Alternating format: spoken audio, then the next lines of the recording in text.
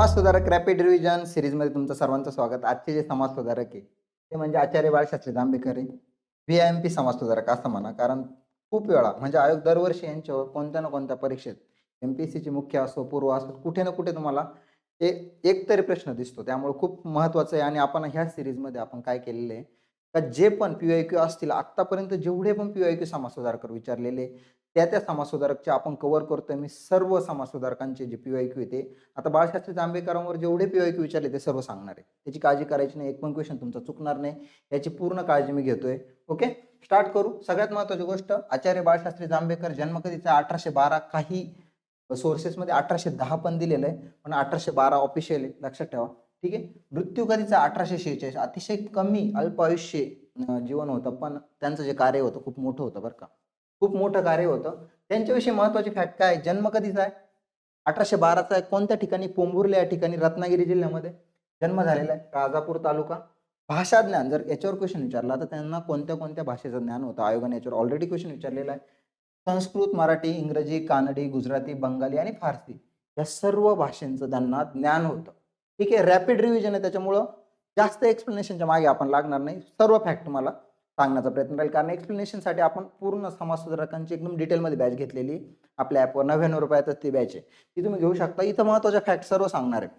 बघा, विषय गणित आणि ज्योतिषशास्त्राचे शिक्षण त्यांनी प्रोफेसर अर्लीबाग यांच्याकडे घेतले होते.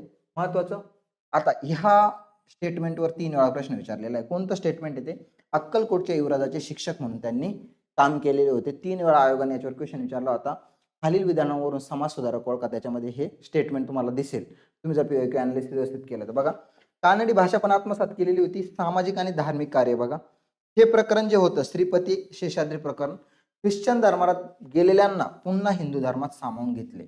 ओके, आता नारायण आणि श्रीपती, तर नारायणने ऑलरेडी ख्रिश्चन धर्माचा स्वीकार केला होता आणि श्रीपती पण त्याच मार्गावर होते, ख्रिश्चन धर्माचा स्वीकार करणार होते. पण बाळशास्त्री जांभेकरांनी त्यांना परत हिंदू धर्मामध्ये आणण्यासाठी खूप प्रयत्न केले होते आणि त्यांना आणलं होतं. हे आता डिटेलमध्ये खूप मोठं प्रकरण आहे, ते मी सांगायचं नाही आपल्याला, फक्त एवढंच लक्षात ठेवा. श्रीपती आणि शेषाद्री प्रकरण याच्यावर आयोगाने 2 वेळा जोड्या लावा क्वेश्चन विचारलेलं होतं बरं का. ठीक आहे. समाजसुधारक दिले होते श्रीपती आणि शेषाद्री प्रकरण कोणाशी संबंधित आहे, बाळशास्त्री जांभेकरांशी संबंधित. ख्रिस्ती मिशनऱ्यांना उत्तर म्हणून ज्ञानेश्वरीची पहिली छापील आवृत्ती प्रकाशित केली. ठीक आहे. व्हीआयएमपी याच्यावर आयोगाने ऑलरेडी क्वेश्चन विचारला होता. ठीक आहे. हे स्टेटमेंट पण दिलेलं होतं की ख्रिस्ती मिशनऱ्यांना उत्तर म्हणून ज्ञानेश्वरीची पहिली छापील आवृत्ती कोणी प्रकाशित केली, तर बाळशास्त्री जांभेकर हे त्याचं उत्तर होतं. बघा पुढचं, बघा शैक्षणिक कार्य काय काय होतं. 1825 मध्ये मुंबईत येऊन इंग्रजी शाळेत प्रवेश, गणिताचे शिक्षक म्हणून कारकीर्द सुरू केलेली होती. 1830 मध्ये बॉम्बे नेटिव्ह एज्युकेशन सोसायटीचे उपसचिव म्हणून त्यांनी काम केले होते.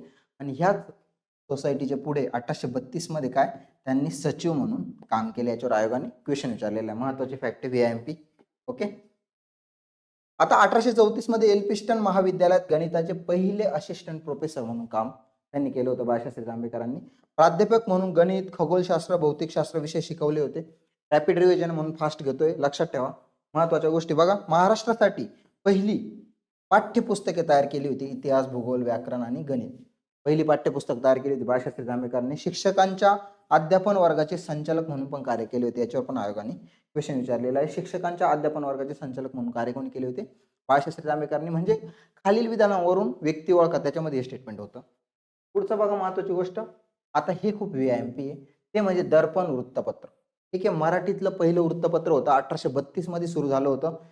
आणि त्याच्यामुळं मराठी वृत्तपत्राचे जनक म्हणून कोणाला ओळखलं जातं, बाळशास्त्री जांभेकर यांना ओळखलं जातं. बघा, मराठीतील पहिले वृत्तपत्र, मराठी आणि इंग्रजी दोन्ही भाषेमध्ये हे वृत्तपत्र निघायचं. 1840ला हे वृत्तपत्र बंद झालं होतं. कधी बंद झालं होतं, 1840ला हे वृत्तपत्र बंद झालं होतं. आणि 1840ला त्यांना जस्टिस ऑफ पीस ही पदवी पण मिळाली होती. ही पण फॅक्ट लक्षात ठेवा, इथं दिलेलं नसेल पण मी ज्या एक्स्ट्रा गोष्टी सांगतो त्या आपण लिहून घ्यायच्या तुम्हाला. Justice of peace 1840. ओके, पुढे बघा, पाश्चिमात्य विचार प्रवाह व सामाजिक बदल यांचे वाहक. ओके, पुढे बघा, आता हे 8 वर्ष सुरू राहिलं होतं. 1840 मध्ये बंद झालं होतं. 1832 मध्ये सुरुवात होती कशाची, दर्पणची. आणि पुढे जाऊन 1840 मध्ये त्यांनी काय सुरू केलं होतं, दिग्दर्शन हे मासिक सुरू केलं होतं. ठीक आहे. दर्पण बंद झाल्यावर सुरू केलं होतं. कशासाठी केलं होतं, लोक जागृतीसाठी, लेखन करण्यासाठी त्यांनी हे दिग्दर्शन हे मासिक सुरू केलं होतं. ओके, क्लिअर झालं. पुढे जाऊ आता. बघा, पीवायक्यूज. आता हे जे PYQ आहे हे बऱ्याच पुस्तकांमध्ये कव्हर नसतात, त्या फॅक्ट मी तुम्हाला आज सांगणार आहे. बघा, गणित आणि शास्त्रावर त्यांनी शून्य लब्धी हा ग्रंथ लिहिला होता, हे पुस्तक लिहिलं होतं. महत्वाची गोष्ट, VIMP बरं का, आयोगाने याच्यावर 3 वेळा प्रश्न विचारलेला आहे. राज्यसेवेला हा प्रश्न विचारला होता बरं का, शून्य लब्धी याच्यावर राज्यसेवेला पण विचारलेला पूर्व परीक्षेला. केशवराव भावळकरांनी त्यांचे चरित्र लिहिले. ही फॅक्ट तुम्हाला समाज सुधारकचे पुस्तक वाचून कळणार नाही, हे PYQ मधून कळता.